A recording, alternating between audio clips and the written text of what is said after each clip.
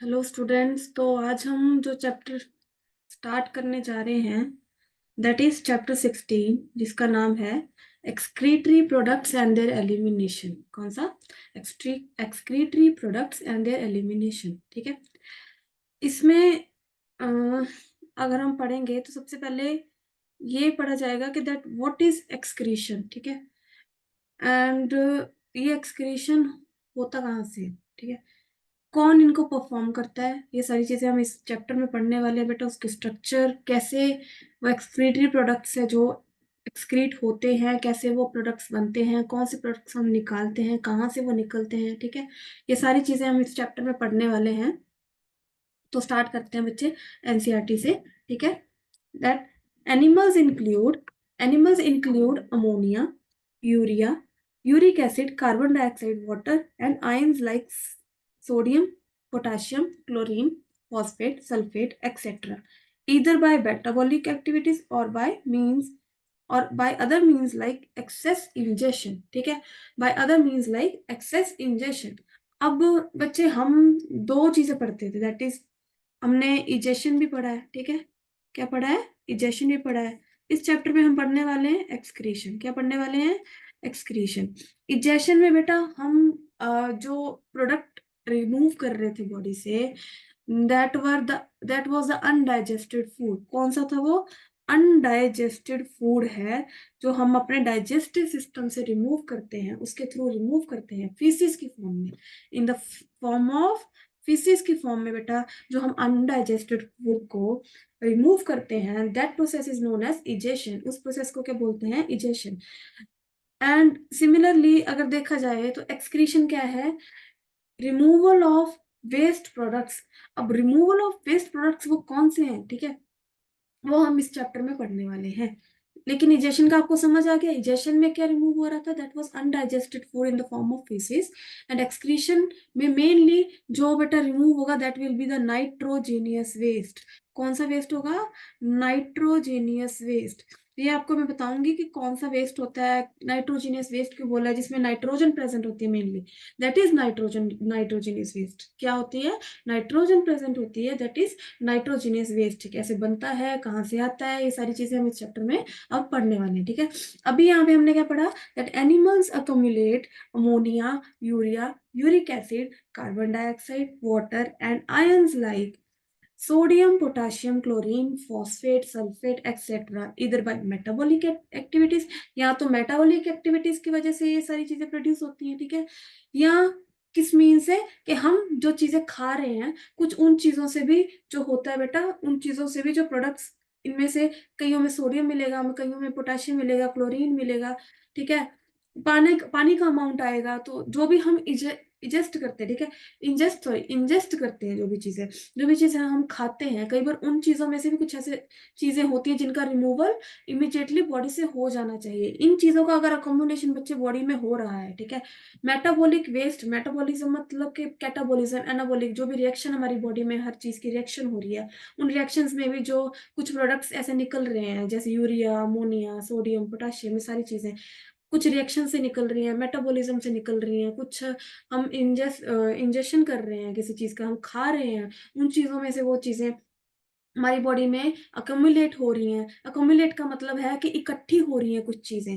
देखो बेटा, कुछ हद तक तो हमारी बॉडी में कुछ चीजें रहती हैं, वहीं तक नॉर्मल लगती हैं। जब उनका अकोमुलेशन ज्यादा होने लग जाए, जब हमें लगे कि वो चीज बॉडी में बढ़ रही है, तो एक टाइम पे आके क्या होने लग जाती है बच्चे? पॉइजनस होने लग जाती है। क्या होने लग जाती है? पॉइजनस होने लग जाती है। वो हमारी जो बॉडी के बैलेंस को डिस्टर्ब करने लग जाती है। तो that should be excreted immediately. ठीक है। उसको इमीडिएटली एक्सक्रीट कर देना चाहिए। उस प्रोसेस के लिए हमारी बॉडी में नेचुरल प्रोसेस होता है, दैट इज एक्सक्रीटरी सिस्टम। क्या प्रेजेंट होता है? एक्सक्रीटरी सिस्टम, जिसके थ्रू ये सारी जो वेस्ट प्रोडक्ट्स हैं जो अक्यूमुलेट हो जाते हैं, इनके रिमूवल में हेल्प होती है। इनका रिमूवल करता है वो जो सिस्टम होता है बेटा, दैट इज एक्सक्रीटरी सिस्टम। क्या बोलते हैं उसको? Excretory system. ठीक है। ये जो सारे आयंस की बात हमने की है बच्चे, यूरिया, यूरिक एसिड, ये सब जो बाय प्रोडक्ट्स है, ठीक है, इनका रिमूवल बॉडी में से जरूरी होता है। इनके लिए कौन सा जो सिस्टम है वो वर्क करता है, दैट इज एक्सक्रीटरी सिस्टम। कौन सा सिस्टम होता है बच्चे? Excretory system. आपको ये भी पता है कि उसके थ्रू क्या रिमूव किया जाता है? हम यूरिन रिमूव करते हैं। क्या करते हैं? यूरिन रिमूव करते हैं। यूरिन में काफी जो हद तक अमाउंट में क्या प्रेजेंट होता है? पानी प्रेजेंट होता है। क्या बोला हमने? पानी को जब, आपको पता है कि जब भी आप पानी पीते हो, ठीक है, आपको कभी अगर ज्यादा पानी पी लो तो आपको इंस्टेंटली वॉशरूम जाना होता है, ठीक है, instantly you want to pee, ठीक है, आपको यूरिन रिमूव करना होता है। क्यों? क्योंकि वही बात होगी कि हम जब इंजेस्ट करते हैं और या मतलब हमारी बॉडी में कुछ मेटाबॉलिक रिएक्शंस हो रही होती है, तो उस टाइम जो चीजें इंजेक्शन करने से भी, मेटाबॉलिक रिएक्शन से भी अकोमुलेट होती हैं बॉडी से, तो उनका इंस्टेंट रिमूवल जरूरी होता है एक टाइम पे। ज्यादा वो अकोमुलेट होगा बेटा बॉडी में तो वो पॉइजनस हो सकता है, हार्मफुल हो सकता है, हमारे बॉडी के बैलेंस को डिस्टर्ब कर सकता है। सिमिलरली आयंस की बात करें तो वो भी, उनका भी सेम सिस्टम होता है ना, फॉस्फेट, सल्फेट, इन सब चीजों का, कार्बन डाइऑक्साइड भी मैंने आपको शायद रेस्पिरेटरी सिस्टम में बताया था, अगर आपने वो लेक्चर मेरा सुना होगा, तो उसमें भी क्या था कि कार्बन डाइऑक्साइड को भी, जो एक वेस्ट प्रोडक्ट है, ठीक है, उसको भी हम, अगर वो अकोमुलेट होगी बॉडी में तो डेफिनेटली वो बेटा हमारे लिए डेंजरस हो सकती है, तो उसको भी इंस्टेंट उसका रिमूवल, कॉन्टिन्यूस रिमूवल होता होता रहना चाहिए, ठीक है। उसके लिए कार्बन डाइऑक्साइड के लिए हमने जो प्रोसेस पढ़ा था दैट वाज रेस्पिरेटरी सिस्टम। इन चीजों के लिए जो प्रोसेस पढ़ा था बेटा that is excretory system. Mainly हमारे जो एक्सक्रीटरी सिस्टम के रिमूवेबल प्रोडक्ट्स होते हैं बेटा, that are the nitrogenous waste. Nitrogenous waste, आप एक बार नाइट्रोजीनियस वेस्ट याद रखना, उसके बाद मैं आपको डिटेल में धीरे धीरे बताऊंगी, ठीक है, कौन से हैं नाइट्रोजीनियस वेस्ट। अब आगे इसके पढ़े तो these substances have to be removed totally or partially, ठीक है, या तो बिल्कुल ही इनको रिमूव करना पड़ता है कि ऐसा है कि इसका थोड़ा सा भी कतरा बॉडी में नहीं बचना चाहिए, या कुछ प्रोडक्ट्स होते हैं बेटा जो कुछ अमाउंट तक ही मतलब हमारी बॉडी में रह सकते हैं, अगर उससे ज्यादा अमाउंट में बढ़ जाएंगे तो डेफिनेटली हमें रिमूव करने की जरूरत पड़ेगी, जैसे कि मैंने आपको बताया कि that will become poisonous for our body, ठीक है। अब आगे, in this chapter, you will learn the mechanisms of elimination of these substances with special emphasis on common nitrogenous wastes. Ammonia, urea, and uric acid are the major forms of nitrogenous waste excreted by the animals. अब बेटा इस chapter में लिखा हुआ है कि इस chapter में हम क्या पढ़ने वाले हैं कि मैकेनिज्म क्या है, तरीका क्या है नाइट्रोजनस वेस्ट को निकालने का बॉडी से, जो एक्सक्रीटरी प्रोडक्ट्स है, जो एक्सक्रीटरी वेस्ट है, उनको बॉडी से निकालने का तरीका क्या है। और हमने क्या पढ़ा कि जो मेजर नाइट्रोजनस वेस्ट है बेटा, जो एनिमल्स के मेजर नाइट्रोजनस वेस्ट है, कोई ऑर्गेनिज्म तो कोई चीज रिमूव कर किसी फॉर्म में, वो तीन फॉर्म में जो नाइट्रोजन वेस्ट बनते हैं हमारी बॉडी में, तीन फॉर्म में बनते हैं बेटा। ह्यूमन बींग्स में अलग फॉर्म में बनेंगे, कई इंसेक्ट्स में अलग फॉर्म में बनेंगे, कई इनवर्टिब्रेट्स में अलग, इनवर्टिब्रेट्स में अलग फॉर्म में बनेंगे बच्चे, ठीक है। अलग अलग ऑर्गेनिज्म में ये तीन तरह के जो नाइट्रोजनस वेस्ट बनते हैं, किसी में एक बनेगा, किसी में दूसरा बनेगा, किसी में तीसरा बनेगा, ठीक है। लेकिन नाइट्रोजनस वेस्ट की बात की जाए तो वो उनके मेजर जो फॉर्म्स होती है वो तीन फॉर्म्स प्रेजेंट होती है। कौन सी फॉर्म्स होती है? तीन फॉर्म्स प्रेजेंट होती है, दैट इज यूरिया या ammonia. First is ammonia, second है बच्चे urea, and third is uric acid. कौन सा है? Uric acid. बेटा इन तीन फॉर्म्स में सबसे ज्यादा जो इन तीन फॉर्म्स में ही जो हमारा नाइट्रोजनस वेस्ट है वो बनता है और बॉडी से रिमूव होता है। क्या होता है? रिमूव होता है। बेटा अब जिन ऑर्गेनिज्म की बॉडी से अमोनिया, जिन ऑर्गेनिज्म की बॉडी में अमोनिया प्रोड्यूस होता है, ठीक है, अमोनिया प्रोड्यूस होता है, तो अमोनिया, आपको ये चीज याद रखना, अमोनिया, यूरिया, यूरिक एसिड में, ठीक है, अमोनिया, यूरिया और यूरिक एसिड में सबसे ज्यादा टॉक्सिक होता है जो अमोनिया होता है। सबसे ज्यादा जो टॉक्सिसिटी होती है बेटा वो किसकी होती है? अमोनिया की होती है। किसकी होती है? अमोनिया की होती है। और सबसे लीस्ट टॉक्सिक कौन सा होता है? लीस्ट टॉक्सिक कौन सा होता है? That is uric acid. कौन सा होता है बच्चे? यूरिक एसिड, ठीक है। अमोनिया की टॉक्सिसिटी सबसे ज्यादा होती है, तो मान लो टॉक्सिसिटी ज्यादा है तो इसमें क्या है कि हमेशा पानी का जो अमाउंट है बेटा ज्यादा रहता है, इसको रिमूव करने में इतनी ज्यादा एनर्जी लगती है क्योंकि टॉक्सिक इतना ज्यादा टॉक्सिक होता है कि इसको बहुत सारी एनर्जी लगा के बहुत सारे पानी के साथ इसको हमारी बॉडी से रिमूव करना पड़ता है। क्या करना पड़ता है? रिमूव करना पड़ता है। तो पानी का अमाउंट है वो भी इसमें क्या रहता है? वो ज्यादा रहता है क्योंकि बहुत टॉक्सिक होता है इसमें, साथ में पानी का रिमूवल भी हमें ज्यादा से ज्यादा करना पड़ता है, ठीक है। सिमिलरली अगर देखें, ठीक है, तो यूरिक एसिड में क्या होता है? यूरिक एसिड में जो यूरिक एसिड होता है बेटा दैट इज लीस्ट टॉक्सिक, है ना, इन दोनों से कम टॉक्सिक होता है। तो इसमें क्या होता है कि पानी का अमाउंट उतना ही ज्यादा कम होता है, सबसे ज्यादा पानी का अमाउंट इसमें ही कम होता है, ठीक है, पानी का अमाउंट उतना ही ज्यादा कम होगा इसमें। और अमोनिया सबसे ज्यादा टॉक्सिक है तो पानी का अमाउंट इसमें सबसे ज्यादा पानी का अमाउंट निकलता है। यूरिक लीस्ट टॉक्सिक है तो इसमें जो है पानी का अमाउंट कम होता है। और यूरिया में अगर देखो तो मॉडरेट क्वांटिटी में होता है बच्चे, टॉक्सिसिटी इसकी मॉडरेट होती है और पानी का अमाउंट भी इसमें मॉडरेट होता है, बीच बीच वाला सिस्टम होता है, ठीक है। इसका अगर जनरल लैंग्वेज में बताऊं तो बीच बीच वाला सिस्टम होता है, ठीक है। अब नेक्स्ट, अमोनिया इज द, देखो वही बात आ गई ना, ammonia is the most toxic form and requires large amount of water for its elimination. Most toxic form है और लार्ज अमाउंट ऑफ वाटर क्या है इसको नीडेड है फॉर इट्स एलिमिनेशन। किस चीज के लिए, इसकी एलिमिनेशन के लिए इसको लार्ज अमाउंट ऑफ वाटर की रिक्वायरमेंट होती है, ठीक है। नेक्स्ट इज के whereas uric acid being the least toxic can be removed with a minimum loss of water। क्योंकि यूरिक एसिड लीस्ट टॉक्सिक होता है बच्चे, यूरिक एसिड लीस्ट टॉक्सिक होता है तो maximum sorry minimum amount of water जो requirement होती है फॉर इट्स रिमूवल, ठीक है। अब नेक्स्ट है that the process of excreting ammonia is ammonotelism, ठीक है।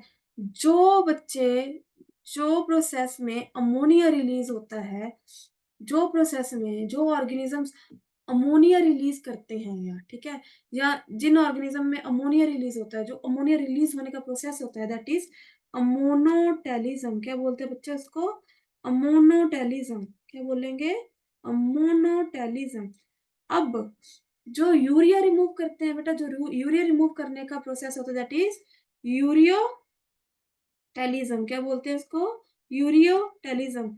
सिमिलरली अगर देखिए uric acid that will B uricotelism. क्या बोलते हैं इसको, यूरिकोटेलिज्म। क्या बोलेंगे बच्चे, यूरिकोटेलिज्म। कौन सा होगा, यूरिकोटेलिज्म, ठीक है। अब एक और चीज, जो एनिमल्स अमोनिया रिलीज करते हैं, ठीक है, जो एनिमल्स नाइट्रोजनस वेस्ट को अमोनिया की फॉर्म में रिलीज करेंगे बेटा that organism will be called as ammonotelic organisms. क्या बोलेंगे उनको, मोनोटेलिक, मोनोटेलिक। और जो यूरिया रिमूव करते हैं दैट विल बी यूरियोटेलिक, ठीक है बच्चे, that will B ureotelic. And जो यूरिक एसिड रिमूव करते हैं दैट विल बी यूरिकोटेलिक। क्या बोलेंगे इनको, यूरिकोटेलिक, ठीक है। क्या बोलेंगे, यूरिकोटेलिक, ठीक है। समझ आया यहाँ तक। और एक और चीज, नाइट्रोजनस वेस्ट मैंने जैसे बताया बेटा जिनमें नाइट्रोजन प्रेजेंट होती है, मेनली क्या प्रेजेंट होती है, नाइट्रोजन प्रेजेंट होती है, वो होते हैं नाइट्रोजनस वेस्ट, ठीक है।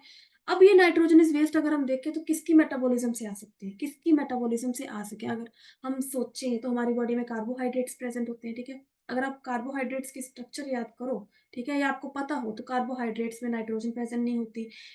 अब फैट्स अगर आप सोचो, लिपिड्स सोचो तो उसमें भी नाइट्रोजन प्रेजेंट नहीं होती।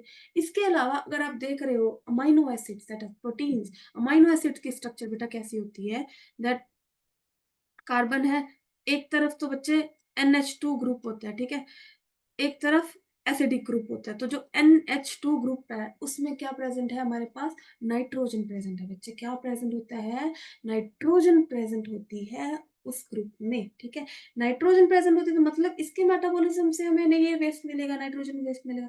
सिमिलरली अगर हम देखें न्यूक्लिक एसिड, किनमें, न्यूक्लिक एसिड की स्ट्रक्चर्स में भी बेटा क्या प्रेजेंट होती है, नाइट्रोजन प्रेजेंट होती है। क्या होती है, नाइट्रोजन प्रेजेंट होती है। तो कह सकते हैं कि प्रोटीन्स और न्यूक्लिक एसिड, न्यूक्लिक एसिड, ठीक है, इनके मेटाबॉलिज्म से हमें क्या मिलता है, नाइट्रोजनस वेस्ट। क्या मिलेगा, नाइट्रोजनस वेस्ट, ठीक है।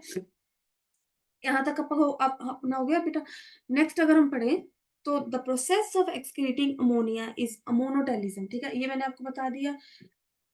अब many bony fishes, aquatic amphibians and aquatic insects are ammonotelic in nature. मैंने क्या बोला, जो जो ऑर्गेनिज्म बच्चे अमोनिया रिलीज करेंगे that organism will be called as ammonotelic organism. यहाँ पे हमारे पास जो एग्जांपल्स आई हैं, कौन कौन सी एग्जांपल्स आई हैं बच्चे, फर्स्ट इज एक्वेटिक एम्फीबियंस। कौन सी है, एक्वेटिक एम्फीबियंस। कौन सी आएगी बच्चे, एक्वेटिक एम्फीबियंस। वो एम्फीबियंस, एम्फीबियंस का मतलब होता है जो लैंड पे भी रह सकते हैं और पानी में भी रह सकते हैं, ठीक है। एम्फीबियंस है वर्टिब्रेट्स के अंडर आते हैं, ठीक है, ये भी पता होगा। और लेकिन जो एम्फीबियंस मोस्टली लेकिन एक्वेटिक होते हैं, सिर्फ पानी में रहते हैं, लेकिन लैंड पे भी वो सरवाइव कर सकते हैं, लेकिन वो मोस्टली पानी वाले ही होते हैं, तो उनमें भी जो बेटा नाइट्रोजनस वेस्ट होता है दैट इज अमोनिया, ठीक है। सेकेंड एग्जाम्पल है हमारे पास एक्वेटिक इंसेक्ट्स। कौन से? जो इंसेक्ट्स पानी में रहने वाले इंसेक्ट्स। कौन से हैं? पानी में रहने वाले इंसेक्ट्स। उसके अलावा बच्चे एक्वाटिक एम्फीबियंस हो गए, बोनी फिशेस हो गई, ठीक है। फिशेस होती है दैट आर बोनी फिशेस, जिनका जो होता है एंडोस्केलेटन बोनी होता है, ठीक है। बोनी होता है जिनका एंडोस्केलेटन, वो वाली फिशेस कौन से थे? बोनी। बेटा अब ये चीज मोस्टली तुम ध्यान रखना कि मोस्टली जो एक्वेटिक ऑर्गेनिजम्स होते हैं, ठीक है, जो एक्वेटिक ऑर्गेनिजम्स होते हैं वो रिमूव ही अमोनिया करते हैं, क्योंकि उनके पास तो पानी का अमाउंट बहुत ज्यादा है, तो उनके लिए तो ईजी है अमोनिया को रिमूव करना, क्योंकि जितना भी ज्यादा टॉक्सिक होगा तो पानी का अमाउंट उनको कमी होती ही नहीं है पानी में।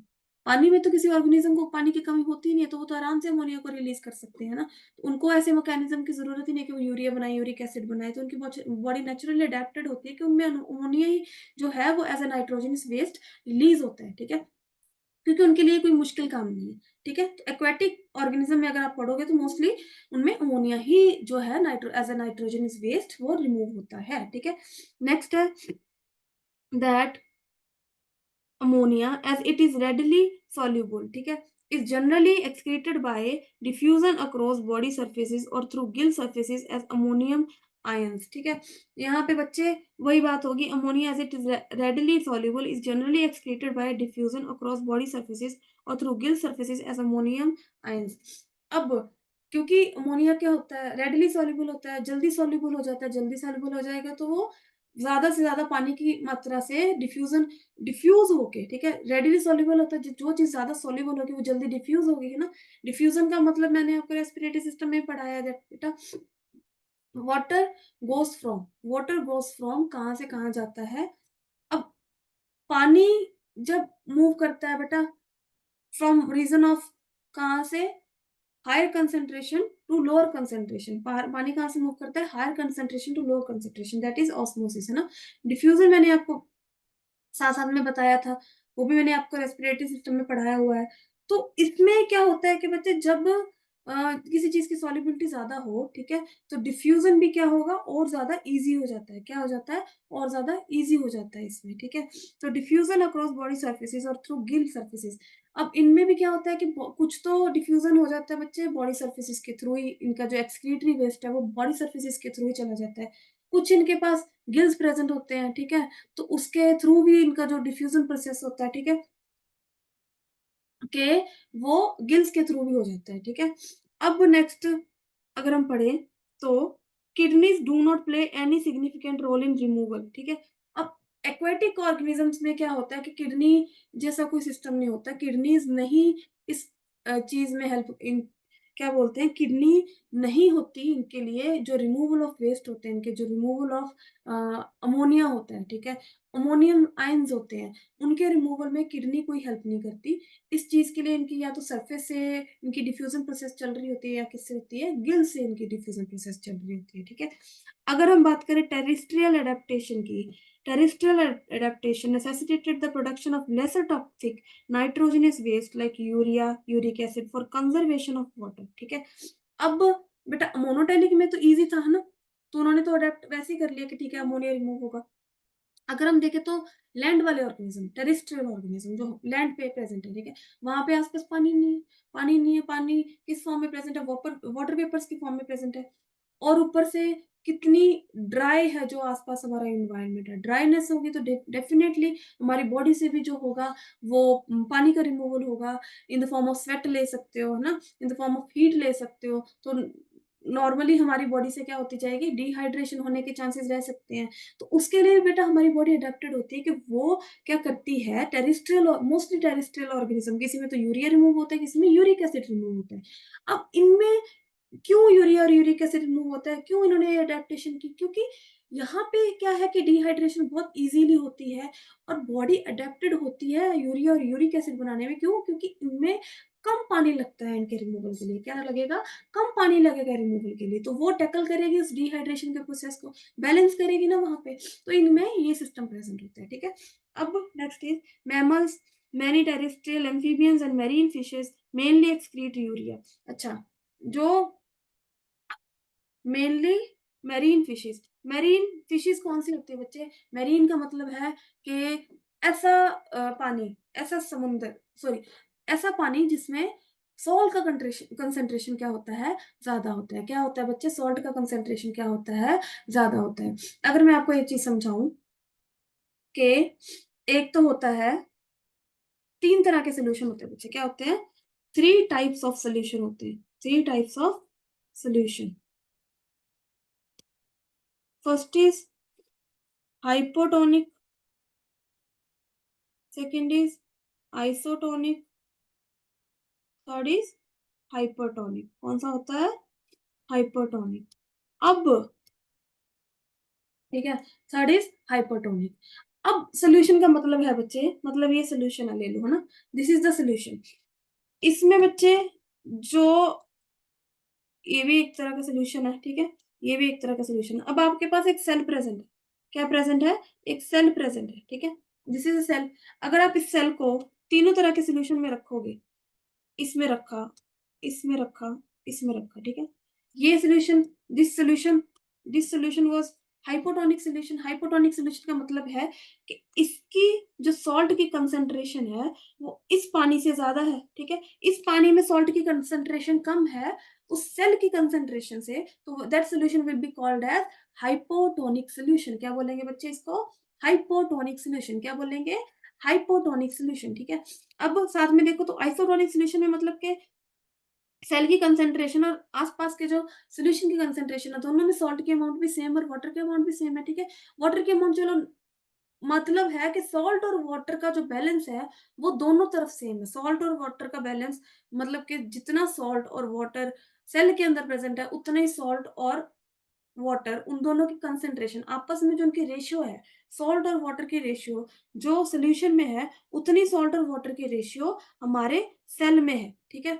यहाँ पे ये चीज, यहाँ पे हाइपोटोनिक में क्या है बेटा, सेल में क्या है, सॉल्ट और वाटर की रेशियो जो है वो क्या है बच्चे, इसमें क्या है, सॉल्ट की रेशियो, सॉल्ट की और वाटर की रेशियो क्या है, वो ज्यादा है किससे, बाहर वाले जो सोल्यूशन है, सोल्यूशन से सॉल्ट और वाटर की रेशियो ज्यादा है सेल की, ठीक है। सॉल्ट और वाटर की रेशियो ज्यादा है, मतलब इनमें कोई बैलेंस नहीं है। अब यहाँ पे क्या है कि बाहर वाले सोल्यूशन में जो है सॉल्ट और वाटर की रेशियो ज्यादा है, सेल में क्या है, सॉल्ट और वाटर की रेशियो कम है। हाइपरटोनिक सोल्यूशन क्या कौन सा होता है बेटा, जिसमें सॉल्ट की अमाउंट ज्यादा होती है, क्या होगी, सॉल्ट की अमाउंट ज्यादा है, तो इट मीन्स इसमें पानी की अमाउंट कम है। सॉल्ट की अमाउंट ज्यादा है, पानी की अमाउंट कम है। आपको ये चीज याद रखनी है कि water moves from water moves from higher concentration, sorry, water moves from बच्चे, सही है, water moves from higher concentration, ठीक है, किससे, higher concentration to lower concentration. यहाँ पे एक चीज मैं आपको आयनिक के हिसाब से लिखवा रही हूँ, अगर मैं आपको सिर्फ वाटर के हिसाब से बताऊं तो आप ऐसे ले लो, ठीक है। वाटर मूव फ्रॉम, आपको इजी करने के लिए मैं आपको सीधा समझा रही हूँ, water move from higher, high to low, water move from high to low. Water कहाँ से मूव करता है, हाई से लो मूव करता है। कहाँ से मूव करता है बच्चे, हाई से लो मूव करता है। अब आप इतना चीज याद रख लो कि हाई से लो, ऐसे लगा लो ऊपर से नीचे वाटर, अगर पानी को हम ऊपर से फेंकेंगे वो नीचे आएगा, ठीक है, मतलब हाई से लो मूव करता है, बस इतनी चीज याद रखो। अब यहाँ पे अगर मैंने बताया कि यहाँ पे बच्चे सॉल्ट की अमाउंट जो है हाइपोटोनिक सोल्यूशन है, ठीक है, सॉल्ट की अमाउंट है जो सोल्यूशन में वो क्या है, कम है। टॉनिक का मतलब क्या होता है, सोल्ट, क्या होगा, सोल्ट। टॉनिक का मतलब आप लेके चलो सोल्ट, ठीक है। अगर पानी में सॉल्ट की अमाउंट कम है, ठीक है, पानी में क्या होगी, सॉल्ट की अमाउंट कम है, तो इट मींस वाटर की अमाउंट ज्यादा है, वाटर की अमाउंट ज्यादा है ना, मतलब ये हाइपोटोनिक है, तो मतलब सेल क्या होगा, इसके मुकाबले हाइपोटोनिक होगा, मतलब इसमें सॉल्ट की अमाउंट ज्यादा है सेल में, और पानी की अमाउंट क्या है, कम, पानी की अमाउंट क्या है, कम। तो यहाँ पे क्या होगा कि पानी किधर को मूव करेगा, हाई टू लो, ठीक है, कहाँ से मूव करेगा, हाई टू लो। बाहर पानी का अमाउंट ज्यादा था, सेल में पानी का अमाउंट कम है क्योंकि सॉल्ट का अमाउंट ज्यादा है, तो वाटर कहाँ से मूव करेगा, हाई टू लो। तो वाटर सोल्यूशन से मूव कहाँ करेगा बेटा, सेल में मूव करेगा, वाटर सेल में मूव करेगा। इसकी वजह से जो सेल होगा वो क्या करेगा, सेल कर जाएगा, क्या कर जाएगा बच्चा, फूल जाएगा, क्या कर जाएगा, फूल जाएगा। सिमिलरली अब यहीं पे अगर हम आइसोटोनिक सॉल्यूशन देखें तो इन दोनों की कंसंट्रेशन क्या है, सेम है, वाटर बैलेंस क्या है, सेम है। तो इन दोनों का जो क्या होगा बच्चे, कोई फर्क नहीं पड़ेगा सेल में, क्योंकि दोनों का कंसंट्रेशन सेम है, बैलेंस सेम है, तो ना पानी अंदर आएगा ना पानी अंदर जाएगा, तो कोई मूवमेंट ही नहीं होगी, क्योंकि कोई ग्रेडियंट ही नहीं जो हुआ है वो क्रिएट हुआ है, ठीक है। कोई भी कंसंट्रेशन ग्रेडियंट क्रिएट ही नहीं हुआ तो पानी की मूवमेंट ही नहीं होगी। अब यहाँ पे अगर हम देखें हाइपरटोनिक सोल्यूशन में, ठीक है बच्चे, हाइपरटोनिक सोल्यूशन में बाहर मतलब सॉल्ट का अमाउंट ज्यादा है तो पानी का अमाउंट कम है, वाटर का अमाउंट क्या है, कम है, वाटर का अमाउंट क्या है, कम है। अगर सेल में देखो तो वाटर का अमाउंट क्या है ना, सेल में देखो, क्योंकि बाहर का सोल्यूशन हाइपोटोनिक है तो मतलब सेल में हाइपोटोनिक रहेगा, सेल में मतलब कम होगा, बाहर का हाइपोटोनिक, हाइपोटोनिक मतलब कि बाहर के पानी की जो है क्या है, ऑस्मोलैरिटी, क्या है, ऑस्मोलैरिटी, क्या बोलते हैं इसको बच्चे, ऑस्मोलैरिटी क्या है, ज्यादा है, क्या है, ज्यादा है। सेल की ऑस्मोलैरिटी क्या होगी, कम होगी। सेल की ऑस्मोलैरिटी कम है तो मतलब ये हाइपोटोनिक है, बाहर का अगर हाइपोटोनिक है तो ऑटोमेटिकली जो उसमें सेल प्रेजेंट है वो हाइपोटोनिक है, इसीलिए बाहर वाले को हाइपोटोनिक बोला है ना, क्योंकि उसकी जो ऑस्मोलैरिटी है सोल्यूशन की सेल वाले से ज्यादा है, तो इसलिए उसको क्या बोला है, हाइपोटोनिक। सेल को क्या बोला है हमने, हाइपोटोनिक। अब बाहर सॉल्ट का कंसंट्रेशन ज्यादा है अगर, तो मतलब पानी का कंसंट्रेशन कम है, और सेल में अगर सॉल्ट का कंसंट्रेशन कम है मतलब हाइपोटोनिक है, तो पानी का कंसंट्रेशन क्या है, ज्यादा है, तो पानी क्या करेगा बेटा, बाहर को मूव करेगा, हाई टू लो करेगा। सेल में अगर पानी का कंसंट्रेशन पानी ज्यादा है, ठीक है, और बाहर पानी कम है क्योंकि सॉल्ट ज्यादा है ना, बाहर पानी कम है क्योंकि सॉल्ट ज्यादा है, तो पानी क्या करेगा, बाहर को मूव करेगा, बाहर को मूव करेगा तो सेल क्या कर जाएगा, श्रिंक कर जाएगा, क्या कर जाएगा बच्चे यहाँ पे, श्रिंक कर जाएगा, क्या कर जाएगा, श्रिंक कर जाएगा। यहाँ पे आपको समझ आया, समझ आया इतनी चीज के हाइपोटोनिक, हाइपोटोनिक और आइसोटोनिक सॉल्यूशन का मतलब, ठीक है। अब यहाँ पे हमने एक लाइन पढ़ी थी कि mammals, many terrestrial amphibians and marine fishes mainly excrete urea and are called ureotelic animals। क्या बोलते हैं उनको, यूरियोटेलिक एनिमल्स। चलो ये तो हमें समझ आ गया, मैमल्स हो गए क्योंकि वो लैंड पे है, ठीक है। कम से कम पानी का रिमूवल करना है तो वो urea in the form of, किसमें, किस फॉर्म में, जो नाइट्रोजनस वेस्ट रिमूव करते हैं इन फॉर्म ऑफ यूरिया, ठीक है। सिमिलरली अगर टेरिस्ट्रियल एम्फीबियंस हो गए, वो भी बेटा लैंड पे है, ठीक है, उनको भी ऐसी कोई एडेप्टेशन चाहिए, वो भी यूरिया रिमूव करेंगे। अब आप सोचोगे मैम मेरीन, मेरीन जो फिशेस होती है, ठीक है, मेरीन फिशेस आपने तो बोला था पानी वाले, ठीक है, मोस्टली जो पानी वाले होंगे उनको तो इजी है ना रिमूव करना, लेकिन बच्चे, लेकिन मेरीन वाटर कौन सा होता है, मेरीन वाटर जो होता है जिसमें सॉल्ट की कंसंट्रेशन होती है बहुत ज्यादा होती है। आपने सुना होगा खारा पानी, है ना, सी का पानी, ओशन का पानी, कभी आपने पीते हुए देखा नहीं, क्योंकि बहुत खारा होता है, क्यों, क्योंकि उसमें सॉल्ट का जो अमाउंट होता है बहुत ज्यादा होता है, क्या होता है, सॉल्ट का अमाउंट होता है बहुत ज्यादा होता है। सॉल्ट का अमाउंट ज्यादा तो मतलब कि अगर हम देखें बेटा हमारी बॉडी में जो ब्लड की कंसंट्रेशन होती है, जो ब्लड की ऑस्मोलैरिटी होती है, दैट इज 300 मिली ऑस्मोल पर लीटर, क्या आएगा, 300 मिली ऑस्मोल पर लीटर, ठीक है, 300 मिली ऑस्मोल पर लीटर होती है। मैरीन वाटर का देखिए तो उसमें सॉल्ट की कंसेंट्रेशन बहुत ज्यादा होती है, 300 से कहीं गुना ज्यादा उसकी जो होती है, जो टोनिसिटी होती है, क्या होती है बेटा, टोनिसिटी होती है, मतलब कि जो वो सोल्यूशन होता है, जो वो मैरीन वाटर होता है दैट इज हाइपरटोनिक, वो कौन सा होता है, हाइपरटोनिक होता है। तो मैंने आपको क्या बताया था कि हाइपरटोनिक है तो उसमें अगर कोई भी हम लिविंग ऑर्गेनिज्म है, वो क्या रहेगा, हमेशा उसके मुकाबले हाइपोटोनिक रहेगा, क्या रहेगा, हाइपोटोनिक रहेगा, क्योंकि बहुत ज्यादा सॉल्ट कंसेंट्रेशन होती है तो हाइपोटोनिक सोल्यूशन होता है, हाइपरटोनिक सोल्यूशन होता है, ज्यादा होता है उसमें सॉल्ट कंसेंट्रेशन। उसमें जो मेरीन फिशेज हैं, जो फिशेज हैं वो डेफिनेटली हाइपोटोनिक होंगी, ठीक है, हाइपोटोनिक होती हैं।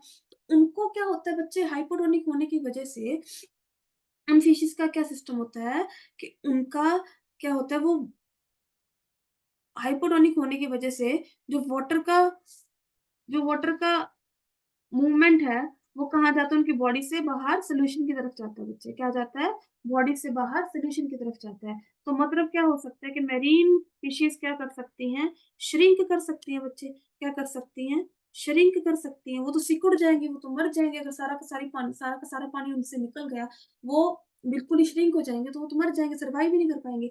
तो लेकिन सर्वाइवल के लिए उनका एक प्रोसेस होता है बच्चे, वो क्या करती हैं, क्या करेंगी, वो लीस्ट अमाउंट ऑफ वाटर है वो रिमूव करेंगे हमेशा, यूरिन, जो अपना यूरिन, यूरिन प्रोडक्ट होता है उनका, जो भी उनका नाइट्रोजनस वेस्ट है दैट इज क्या होता है उनका, यूरिया। तो मतलब लीस्ट अमाउंट ऑफ वाटर, ठीक है, लीस्ट अमाउंट ऑफ वाटर है बेटा जो क्या करती हैं, वो लीस्ट अमाउंट ऑफ वाटर है उनका रिमूवल करेंगी।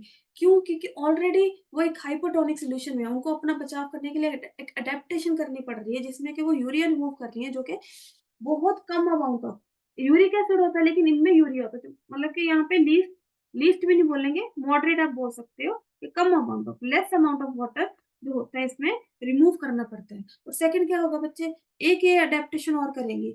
अब ये हाइपोटोनिक है, बाहर सोल्यूशन हाइपोटोनिक है, तो मतलब ये आयंस को क्या कर रही है बच्चे, क्या करेंगी, अगर वाटर रिमूव हो रहा है तो आयंस को क्या कर रही है, ये गेन कर रही है, क्या करेंगी, गेन करेंगी, क्योंकि बाहर बहुत सारे आयंस हैं, इनकी बॉडी में कम है, तो आयंस अंदर की तरफ आएंगे, ठीक है, आयंस को क्या कर रही है, ये गेन कर रही है, ठीक है। तो साथ साथ में क्या होगा बेटा, आयंस को लूज करेंगी, ठीक है, क्या करेंगी, आयंस को लूज करेंगी। दो अडेप्टेशन इनमें चलेगी, एक तो less amount of water remove करेंगे, दूसरा क्या करेंगे, साथ साथ में आयंस को लूज करती रहेंगी, बच्चे क्या करती रहेंगी, आयंस को लूज करती रहेंगी, ठीक है, ताकि इनके बॉडी में जो पानी का अमाउंट है वो सही बना रहे, ठीक है। अब आयंस को लूज ही करेंगे ना बच्चे, ठीक है, लेस अमाउंट ऑफ वाटर है, ठीक है, साथ साथ में पानी का रिमूवल है वो कम करती जा रही है, क्या करती जा रही है बच्चे, कम करती जा रही है, क्योंकि पानी ज्यादा से ज्यादा बाहर जा रहा है, ठीक है, इनकी बॉडी में आयन कंसेंट्रेशन बढ़ रही है, तो आयंस को रिमूव करेंगी, पानी को बार बार गेन करेंगे, क्या करेंगी, गेन करेंगी, ठीक है। अब यहाँ पे आपको समझ आ गया कि मेरीन फिशेस ऐसी अडेप्टेशन क्यों करती है, समझ आया कि नहीं आया। नेक्स्ट हम पॉइंट पढ़ेंगे कि ammonia produced by metabolism is converted into urea in liver of these animals and released into blood which is filtered and excreted out by kidneys, ठीक है। अब यहाँ पे अगर हम बताएं कि like us in human beings, ठीक है, ह्यूमन बींग्स और मैनी एनिमल्स में बेटा क्या होता है, हमारी बॉडी में as a nitrogenous waste mostly क्या प्रोड्यूस होता है, अमोनिया प्रोड्यूस होता है, क्या बच्चे क्या प्रोड्यूस होता है, ह्यूमन बींग या एनिमल्स, अगर आप बोलो एनिमल्स, काफी सारे ऑर्गेनिज्म में क्या होता है, ठीक है, क्या होता है, मैमल्स में मोस्टली अगर देखो क्या होता है, ammonia as a nitrogenous waste, क्या होता है बच्चे, ammonia as a nitrogenous waste produce होता है, लेकिन हमारी बॉडी ना चाहते हुए भी ज्यादा पानी रिमूव नहीं कर सकते, तो उसके लिए भी एक अडेप्टेशन होती है कि इस अमोनिया को हमारी बॉडी में यूरिया में कन्वर्ट कर दिया जाता है। किस में कन्वर्ट कर दिया जाता है, ये भी आपको प्रोसेस आगे पढ़ाने वाला है कि कैसे यूरिया में कन्वर्ट होता है। तो किस में कन्वर्ट कर दिया जाता है बेटा, इसको यूरिया में कन्वर्ट कर दिया जाता है, बाद में यूरिया को ब्लड में भेजा जाता है, जो कि आगे जाके फिल्टर होता है, किडनीज में जाके फिल्टर होगा बेटा, किडनीज में जाके फिल्टर होके यूरिन को रिमूव कर देगा, क्या करेगा, जो फिल्टर्ड प्रोडक्ट होगा उसको क्या कर देगा, रिमूव कर देगा, ब्लड फिल्टर होके, ठीक है, जो वेस्ट प्रोडक्ट होगा वो किडनी में भेज देगा, वहां से क्या हो जाएंगे वो प्रोडक्ट्स, वो रिमूव हो जाएंगे, ठीक है। इस लाइन में इतना बताया हुआ जिसका प्रोसेस हम आगे जाके डिटेल में पढ़ने वाले हैं, ठीक है बच्चे। नेक्स्ट इज,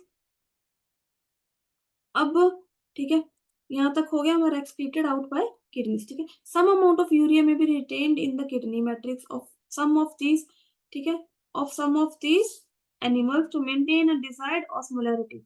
अच्छा, अब कुछ अमाउंट तो देखो बेटा हम रिलीज करते हैं, लेकिन हमने पढ़ा था कुछ कंप्लीटली रिलीज हो जाते हैं, कुछ पार्शली बच जाते हैं, पार्शली भी रखने होते हैं, क्योंकि कुछ तो ऑस्मोलैरिटी हमारी बॉडी की बनी रहनी चाहिए ना, ऐसा तो नहीं है कि सारा का सारा हम आयनिक कंसेंट्रेशन सारा का रिमूव कर देंगे, फिर तो बॉडी में कुछ प्रोसेस ही नहीं बचेगा, कोई नया प्रोडक्ट आए, नए चीजें आएंगी भी, तो मतलब बॉडी का बैलेंस बिगड़ जाएगा। तो बैलेंस बना के रखने के लिए क्या होता है कि थोड़ी सी ऑस्मोलैरिटी तुम्हारी बॉडी की भी बनी रहनी चाहिए, तो सारा का सारा प्रोडक्ट भी वेस्ट बाहर नहीं जाता, कुछ ना कुछ हमारी बॉडी रिटेन भी करती है, वापस रखती भी उस चीज को, ठीक है बच्चे। अब नेक्स्ट इज के सम अमाउंट ऑफ, ठीक है, reptiles, birds, land snails and insects excrete nitrogenous waste as uric acid, ठीक है। अब कुछ बेटा रेप्टाइल्स हो गए, बर्ड्स हो गए, लैंड स्नेल्स, इंसेक्ट्स, ठीक है, ये इनका जो नाइट्रोजनस वेस्ट होता है वो कौन सा होता है, यूरिक एसिड। यूरिक एसिड आप ने कभी देखा होगा बर्ड्स को, रेप्टाइल्स को, उनके जो बेटा आपने उनके देखा होगा बिल्कुल ऐसे पेस्ट टाइप, वो नाइट्रोजनस वेस्ट निकालते हैं, क्या करते हैं, पेस्ट टाइप। हम बोल भी देते हैं बर्ड्स कितने, कबूतर वगैरह कितने, वो जो हमारे सर पे कभी गिरी भी होगी, ठीक है, उनकी फीसेस गिरे भी होंगे, तो वो जो होता है उनके मुंह में ऑलरेडी नाइट्रोजनस वेस्ट होता है, क्या होता है बच्चे, नाइट्रोजनस वेस्ट होता है। वेस्ट होता है, दैट इज यूरिक एसिड। क्या बोलते हैं उसको? Uric acid. तो पेस्ट की फॉर्म में बहुत ही कम अमाउंट ऑफ वाटर, ठीक है, वो रिलीज करते हैं, वो पेस्ट की फॉर्म में निकालते हैं, ठीक है, दैट इज यूरिक एसिड। क्या बोलते हैं उसको? Uric acid. कौन कौन से जो होते हैं बेटा, वो ऑर्गेनिज्म होते हैं, रेप्टाइल्स, ठीक है, बर्ड्स, आपने लिजर्ड्स में भी देखा ब्लैक ब्लैक वो निकालती हैं, ठीक है, बर्ड्स में भी आपने देखा है, लैंड स्नेल्स हो गए बच्चे, इंसेक्ट्स हो गए, कई मक्खियां जो काला काला छोड़ जाती है, हर जगह पे निशान छोड़ जाती है बच्चा, वही होता है उनका वेस्ट प्रोडक्ट, ठीक है। आगे insects excrete nitrogenous waste as uric acid in the form of pellet और paste। मैंने बताया ना, pellet और paste की फॉर्म में रिमूव करते हुए the minimum loss of water are called uricotelic animals। उनको क्या बोलते हैं? uricotelic animals। क्या बोलेंगे बच्चे? uricotelic animals, ठीक है। अब हम नेक्स्ट पेज पढ़ने वाले हैं। अब यहाँ पे क्या है, दैट यहाँ तक आपको समझ आया? नेक्स्ट हम पढ़ेंगे a survey of animal kingdom presents a variety of excretory structures, ठीक है। एक सर्वे हुआ एनिमल किंगडम पे, उसमें जो भी तरीके के सारे एनिमल्स प्रेजेंट हैं, ठीक है, उनमें सर्वे हुआ, उनमें जांच हुई कि प्रेजेंट, उनमें क्या पता चला कि present variety of excretory structures, के हर ऑर्गेनिज्म में अलग अलग तरह के एक्सक्रीटरी स्ट्रक्चर्स प्रेजेंट है। क्या है बच्चे? अलग अलग तरह के क्या है? एक्सक्रीटरी स्ट्रक्चर्स प्रेजेंट है। In most of the invertebrates, these structures are simple tubular forms, whereas vertebrates have complex tubular organs called kidneys। अब बेटा जो तो इन्वर्टिब्रेट्स है उनकी बॉडीज भी तो सिंपल है, ठीक है, सिंपल बॉडीज है तो उनमें क्या है? सिंपल तरीके के क्या है? एक्सक्रीटरी प्रोडक्ट्स प्रेजेंट है। क्या है? सिंपल सिंपल बॉडीज है। इन्वर्टिब्रेट्स की बॉडीज कैसी है बच्चे? सिंपल बॉडीज है ना। तो सिंपल बॉडीज में सिंपल जो है एक्सक्रीटरी सिस्टम प्रेजेंट है। क्या है? सिंपल एक्सक्रीटरी सिस्टम प्रेजेंट है, ठीक है, सिंपल एक्सक्रीटरी सिस्टम प्रेजेंट है। अब सिंपल बॉडीज है, अब वही जैसे जैसे जैसे जैसे हम आते चले गए, मैमल्स डेवलप करते चले गए, हमारे में, ह्यूमन बींग्स में बिल्कुल जो एडवांस लेवल के हम जो ऑर्गेनिज्म है बेटा, हमारे में क्या होगा? कॉम्प्लेक्स लेवल होता है, ठीक है, कॉम्प्लेक्स सिस्टम होता है हमारे एक्सक्रीटरी सिस्टम का। क्या होगा? कॉम्प्लेक्स बॉडीज है, ठीक है, तो जो एक्सक्रीटरी सिस्टम है वो भी क्या होगा? कॉम्प्लेक्स होगा, ठीक है। अब नेक्स्ट है some of these structures are mentioned here, ठीक है।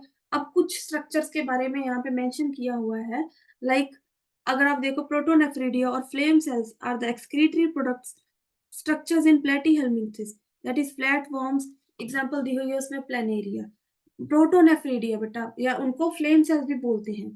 प्रोटोनेफ्रिडिया, प्लेटीहेल्मिंथेस आपको एनिमल किंगडम के अंदर एक इनवर्टिब्रेट में एक फाइलम मिलेगा, ठीक है।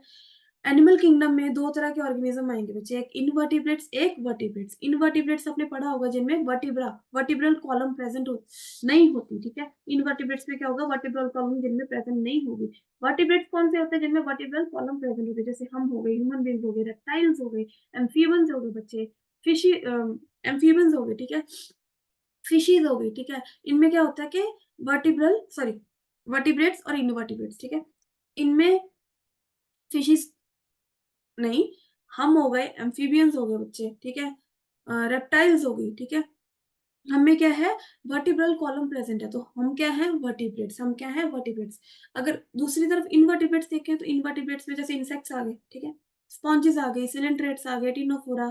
अगर आपने एनिमल किंगडम अभी तक पढ़ रखा है तो उसमें आपको मिलेंगे काफी सारे फाइलम जो कि इनवर्टिब्रेट्स के अंदर आते हैं। तो इसमें ही हमें एक एग्जांपल दी हुई है, दैट इज प्लेटीहेल्मिंथेस। कौन सी है? प्लेटीहेल्मिंथेस। इसके अंदर जो वॉर्म्स आती है बेटा, इसके अंदर अंडर वॉर्म्स आती हैं जिनको हम बोलते हैं प्लेटफॉर्म्स। क्या बोलेंगे? प्लेटी का मतलब ही क्या होता है? फ्लैट, ठीक है। इनके अंदर जो वॉर्म्स आएंगी उनको क्या बोलते हैं?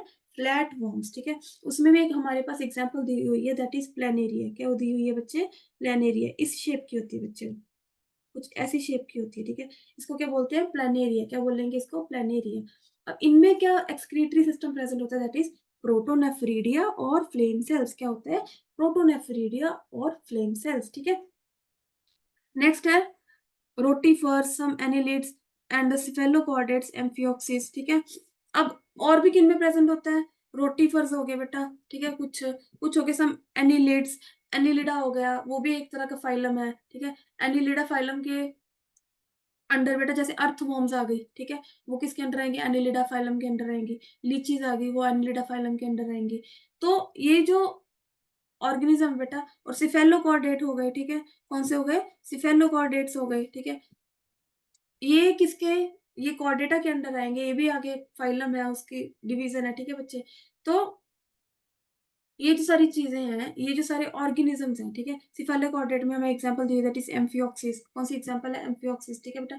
इनमें जो स्ट्रक्चर प्रेजेंट होती है दैट इज प्रोटोनेफ्रिडी और flame sales for the excretion, ठीक है, फॉर एक्सक्रीशन। नेक्स्ट इज बच्चे, Protonephridia are primarily concerned with ionic and fluid volume regulation. Protonephridia, देखो बच्चे, एक चीज याद रखना कि एक्सक्रीटरी सिस्टम जो हम पढ़ने जा रहे हैं, जो सब में पढ़ रहे हैं, ठीक है, एक्सक्रीटरी सिस्टम का मतलब ये नहीं है कि सिर्फ रिमूवल ऑफ वेस्ट प्रोडक्ट, सिर्फ रिमूवल ऑफ वेस्ट प्रोडक्ट नहीं है।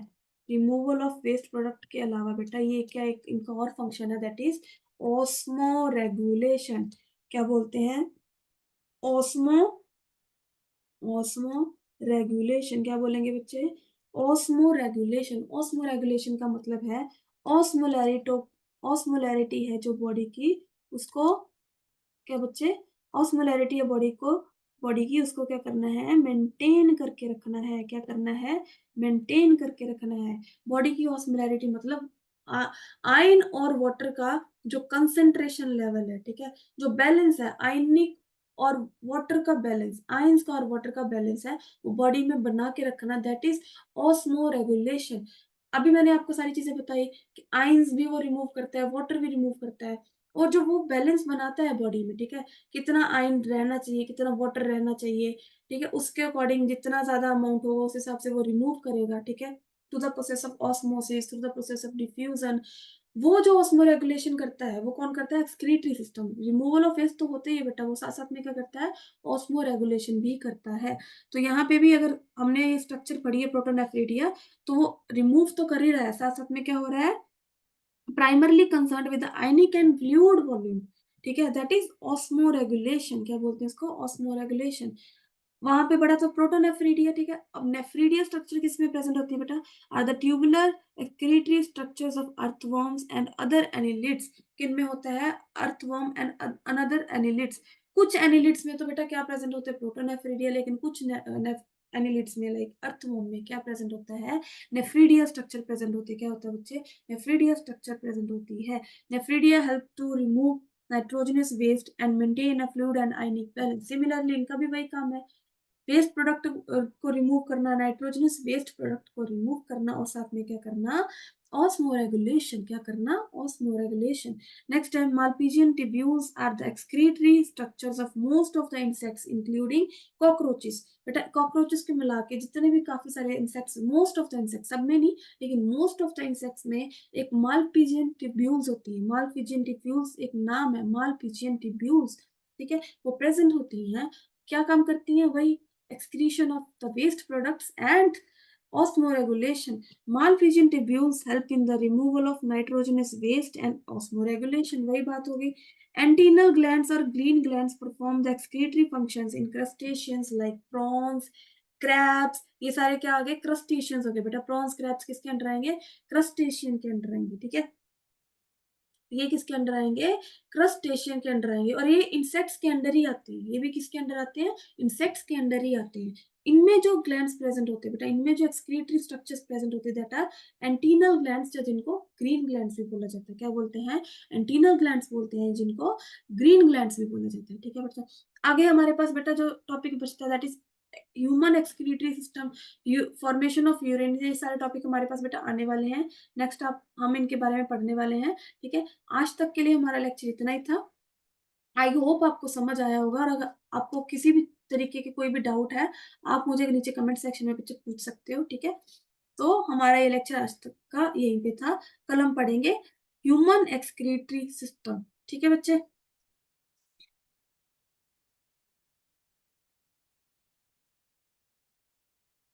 ह्यूमन एक्सक्रीटरी सिस्टम, तब तक के लिए आप इस लेक्चर को रिवाइज करिए, समझिए, ठीक है, और डाउट्स नीचे कमेंट सेक्शन पे लिखिए। Thank you.